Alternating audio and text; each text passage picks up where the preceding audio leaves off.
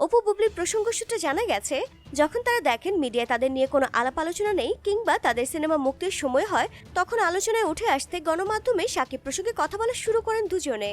নাম প্রকাশ না করার শর্তে শাকিবের পারিবারিক সূত্র আরও বলেন, শাকিবের জীবনে অপু বিশ্বাস ও বুবলির সাবেক হওয়া সত্ত্বেও প্রায় বিভিন্ন গণমাধ্যমে নানা ধরনের মন্তব্য করে থাকেন। এতে শাকিব খান যেমন বিব্রত হন, তেমনি তার পরিবারকে অস্বস্তিতে পড়তে হয়। এ কারণে শাকিবের পরিবার তাকে বিয়ে দিচ্ছে। সেই মোতাবেক তার জন্য পাত্রী দেখা শুরু হয়েছে। পরিবারের এমন সিদ্ধান্তে শাকিবের পূর্ণ সম্মতি রয়েছে।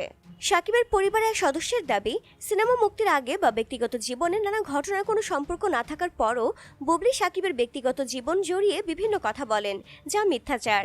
ভবিষ্যতে এমন মিথ্যাচার করলে আইনি ব্যবস্থা নিতে পারে শাকিবের পরিবার। এমনকি শাহজাদকে নিয়ে যখনই শাকিবের অফিসে বা বাসায় আসেন, তখনই বুবলি ছবি তোলায় তৎপর হন।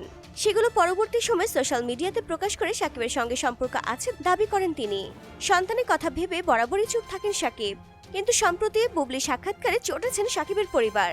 এ কারণে বুবলিকে সাফ জানিয়ে দেওয়া হয়েছে, সন্তান শাহজাদের অজুহাতে তিনি যেন শাকিবের অফিসে না আসেন। সন্তান শাহজাদ এলে যেন বুবলির সঙ্গে নয়, পরিবারের অন্যদের সঙ্গে আসে।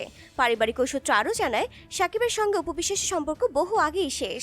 শুধু আব্রামের মা হিসেবে শাকিব তার যথাযথ সম্মান করেন। যেহেতু অপু বুবলি দুজনেই অতীত, এ কারণে শাকিবের পরিবার তাকে নতুন করে বিয়ে দিতে চলেছে চলতি বছরেই। তো ডিয়ার ভিউয়ার্স, শাকিবের বাসায় অপু আর বুবলির ঢোকা নিষিদ্ধ হয়ে গেছে। এ বিষয় নিয়ে আপনার কি মন্তব্য? অবশ্যই তা কমেন্টস করে জানাবেন। আর ভিডিওটি ভালো লেগে থাকলে লাইক, কমেন্টস আর শেয়ার করতে ভুলবেন না।